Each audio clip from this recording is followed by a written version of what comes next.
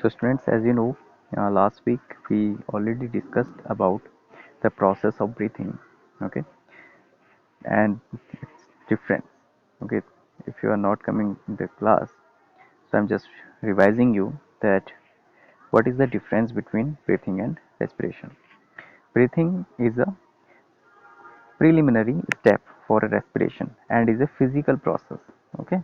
So first more thing is, okay, it is a precursor of, you can say that, respiration. And in the respiration it is a biochemical process, okay, involving exchange of gases and oxidation of food. It does not release any energy. If you see, in breathing no energy is released, and in respiration energy, okay, it releases energy that is stored in ATP, and it is an extracellular process and it is an intracellular process. It does not involve enzyme action, but respiration involve enzymatic actions. Okay. Then it is confined to certain organs only, but respiration occur in all cells of body. So this is all about the respiration and breathing. Now our very important topic, pulmonary air volumes and lung capacities, has been come. Okay. So recording the changes in the volume of air moving into and out of the lungs is called spirometry, and the instrument used as spirometer, okay, or respirometer. So when we calculate, you can say that, okay, when we calculate or record the changes in volume, okay, whenever air come into or goes out from the lungs, okay, it is known as spirometry, and the instrument we use it known as the spirometer. Okay. Then we have to understand about the capacities of the lungs. Okay, if we have to understand the capacities of lungs now, okay, these are as follows. One is tidal volume. Okay, tidal volume or tidal volume, you can say. Tidal volume means air breathed, okay, breathed in and out in a normal, okay, normal or quiet unforced breathing when you are sitting quietly now. Okay. So if your tidal, if your air is recorded, okay, air was recorded when you are in a normal condition, it is known as tidal volume. Okay, it is approximately 500 milliliter. Okay, it equals to 500 milliliter. Then dead air space. Okay, some tidal air is left in respiratory passages such as trachea and bronchi, okay, bronchi, where no diffusion of gases can occur. It is equal to the 150 ml. Okay, it is about the 150 ml. So that's why it is known as the dead air space, because there some tidal air also left in the respiratory passages, okay, such as in trachea and bronchi, and here no diffusion of gases occur. That's why they are called dead air spaces. Alveolar air, okay, alveolar air is the tidal air contained in air sacs, okay, it's about the 350 ml. Then second one, inspiratory reserve volume, air that can be drawn in forcibly over the above, over and above the tidal air, also called complemental air. It is equal to the 3000 milliliter. Okay, its amount is bigger, it is 3000 milliliter is inspiratory reserve volume. Then inspiratory capacity, as the name suggests, capacity, total volume of air a person can breathe in after a normal expiration. Okay, after normal expiration, the amount of air or the volume of air which can you breathe is, okay, is called the inspiratory capacity. As the name says, inspiratory means inhaling. Okay, expiratory reserve volume, then one volume which is reserved there, okay, is called expiratory reserve volume. So air that can be forcibly expelled out after normal expiration, so it can be expelled out after normal expiration, and it's also called as the supplemental air. Okay, it is equal to the 1000 milliliter. Then if we talk about the vital capacity, the reserve the volume of air that can be taken in and expelled out by maximum inspiration and expiration. it is equal to the 4500 milliliter, and sometime is coming in exam also. Okay, so you have to understand this is important. Vital capacity, vital capacity is in which we have to, next thing is residual volume. as the name suggests, residue, ठीक है, some air is always left in the lungs even after forcibly breathing out. ठीक है, आप कितना भी breathing out करें force से, फिर भी कुछ ना कुछ वॉल्यूम तो लंग में रह ही जाती है. ठीक है, उसी को कहते हैं हम, this is the left over और रेजिड्यूअल. ठीक है, रेजिड्यू बचे हुए कहते हैं ना साइंस में मिली. ठीक है, तो इसको रेजिड्यूअल एयर इसलिए बोला जाता है. 1500 ml जो इसकी अमाउंट होती है. The total lung capacity. Now the word coming total lung capacity, it means maximum air which can at any time be held in two lungs. Okay. So total lung capacity is also an important term. It means, okay, you have to understand it is the air which can be, okay, maximum air which can at any time be held in two lungs. In our lungs, the maximum amount of the air which can be you can say that health. Okay, जितना वो एक बार में रख सकते हैं दोनों lungs, तो होता है 6000 ml. अब देखो समरी, देखो इससे थोड़ा अच्छे से समझ में आ जाता है. समरी में आप देखो, ठीक है, एक बार आपने पढ़ लिया, उसके बाद क्या होता है, खुद से इसको एक बार पढ़ने का ट्रिक बताता हूँ आपको, कि एक बार आपने पढ़ लिया, उसके बाद बंद कर दो बुक को, खुद से लिखने की कोशिश करो, तो कुछ कुछ चीज़ें माइंड में आती रहेंगी. Okay, so you will get your answer easily. Okay, फिर जब गलत हो रहा है उसको देख के सही कर लो. Tidal volume. Okay, tidal volume, alveolar air, okay, dead space air, इनकी जो अमाउंट है 350 और 150 है. ठीक है, टाइडल की और इसकी 150. ओके, इंस्पायरेटरी कैपेसिटी की अगर हम बात करें तो इसमें भी इतना ही है, 3000. इंस्पायरी रिजर्व इसमें आ जाएगा. ठीक है, डीप इंस्पिरेशन इसमें 3000 ml की हो जाएगी. ठीक है, फिर आएगा expiratory reserve volume, force expression, residual volume, total lung capacity. ठीक है, तो ये रिजर्व वॉल्यूम होगी 1000 के करीब, 4-5,000 मिलीलीटर. ठीक है, और इसको इन दोनों को मिला के, ठीक है, यहाँ पर देखना, इन दोनों को मिला के ये कह रहा है कि 4500 ml. ठीक है, एंड रेजिडुअल वॉल्यूम 1500 और total lung capacity 600 ml. okay, vital capacity is given also. Okay, so this is a, you can say, a summary. Then now we have to do composition of inspired alveolar and expired air. Okay, then with very inspiration about 150, every inspiration about 150 ml fresh air remains in the dead space of respiratory tract, which is mixed with the air exhaled in next expiration. ठीक है, इसको ध्यान से समझना, जितनी air बची हुई है, ठीक है, हर बार रेस्पिरेशन जब हम करते हैं 150 ml की जो फ्रेश एयर है, वो कहाँ रहती है, डेड स्पेस में रहती है. अभी हमने पढ़ा था ना फर्स्ट सेकंड में. ठीक है, रेस्पिरेटरी में, which is mixed with the air exhale in next exhale. फिर क्या होगा, जब भी एक्सपिरेशन होगा, एक्सेलेशन एक्सेल हम करेंगे एयर को, तो ये उसके साथ मिक्स होकर एक्सेल होती है. Okay,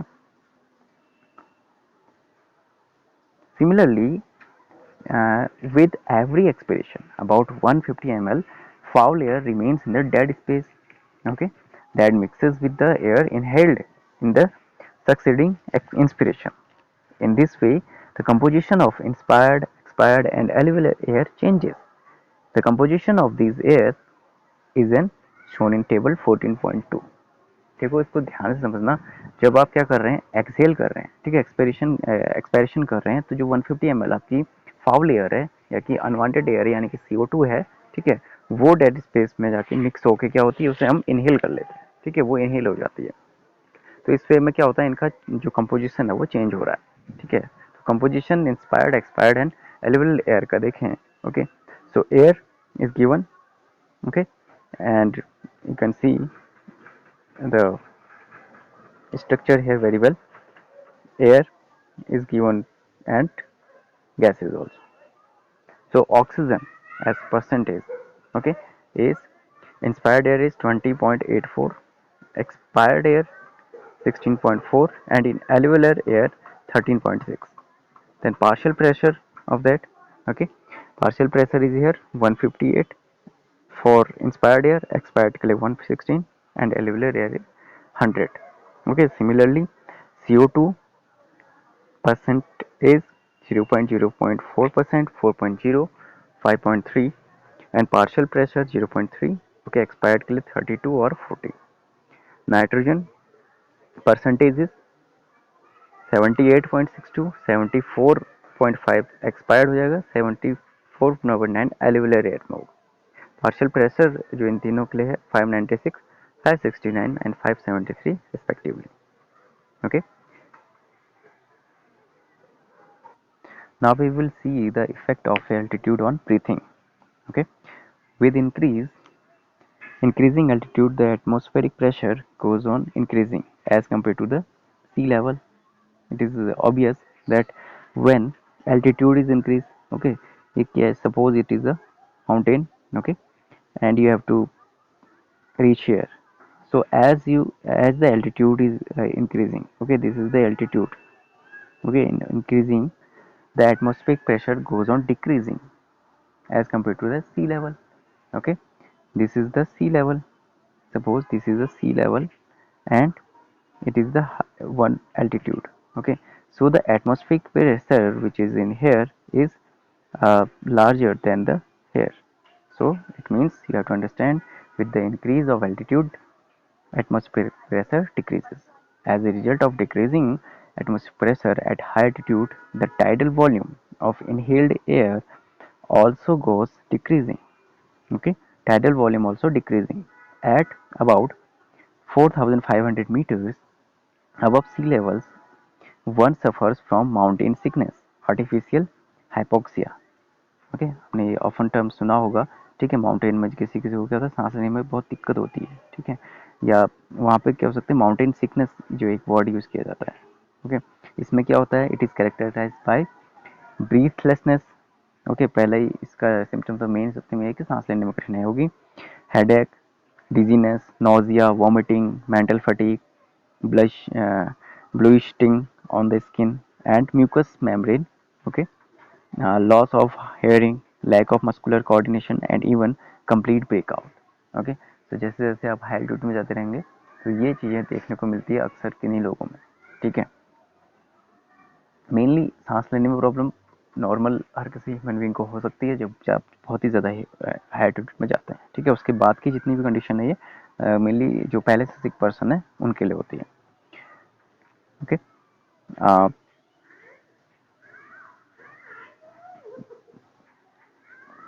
such a condition in which available of oxygen to the body is lesser than the required amount is called hypoxia. Okay, so this is the condition. If you see a condition where the availability of oxygen to the body is lesser than the required amount, okay, when oxygen is not present in that adequate amount which is needed by our body, okay, is called as the hypoxia. One other word is coming, okay, asphyxia.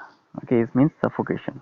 Okay, asphyxia means suffocation, the condition in which deficiency of oxygen to the body is accompanied by the increase in CO2 concentration in the blood is called asphyxia or suffocation.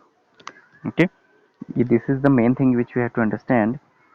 It is the condition, okay, in which deficiency of oxygen to the body is accompanied by the increase in CO2 concentration in the blood.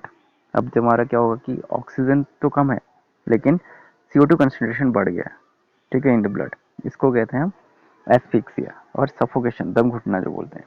It में paralyse the respiratory centres, stopping the process of breathing and causing death if the cause of asphyxia is not removed quickly. Okay, because oxygen is needed for the cells to live.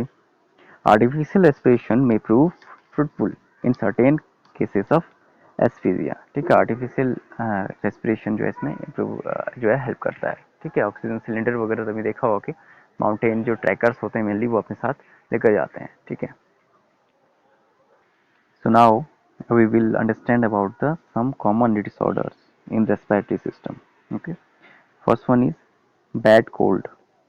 Disease causing microbes present in the inhaled air attack respiratory tract. It causes inflammation to the mucous membrane in various regions and increase secretion. Okay, if you see the bad cold means when disease causing microbes present in inhaled air, which can attack our respiratory tract. Okay, it causing inflammation of the mucous membrane in various region and increase secretion.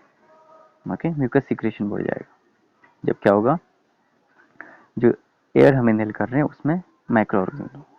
Second, pharyngitis. Okay, pharyngitis means in the pharynx. Okay, often called sore throat and is usually accompanied by tonsils, enlargement of tonsils. Okay, जब tonsil बढ़ जाते हैं तो उसको कहा जाता है pharyngitis. Okay, sore throat के नाम से भी जाना जाता है. Next one is larynx. Is in the larynx causing hoarse voice. Okay, hoarse voice and difficulty in speaking.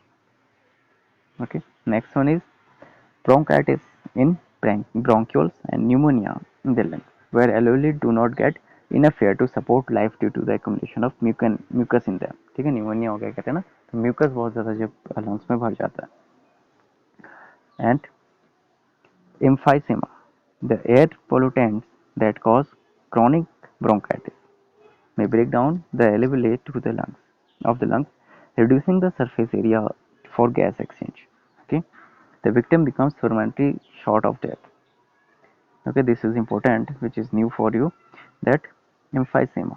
Okay, इसमें क्या होगा कि जो एयर पोल्यूटेंट्स हैं वो क्या होगा, क्रॉनिक ब्रोंकाइटिस कर देंगे. ठीक है, may break down the availability of the lungs. उनको तो बिल्कुल एलेबिलिटी बिल्कुल खत्म हो जाएगी, जो मेन रेस्पिरेटरी सिस्टम है, तो फिर क्या होगा कि वो रिड्यूस कर देंगे. ठीक है, सरफेस एरिया किसके लिए, गैस एक्सचेंज के लिए. अब गैस एक्सचेंज के लिए रिड्यूस हो गया एरिया, तो क्या होगा कि मतलब उसको भी डेथ ही समझो, या मतलब एकदम अपने गार्म हो जाएगा जिसको जिसको विक्टिम को हुआ होगा. ठीक है, देन इज ब्रोंकाइल अस्थमा. ठीक है, अस्थमा भी बहुत ज़्यादा डिजीज़ है जो कॉमन डिजीज़ हो चुकी है आजकल काफ़ी, मेनली बिग सिटीज़ में. ठीक है, जहाँ ज़्यादा पोल्यूशन है, एयर पोल्यूशन.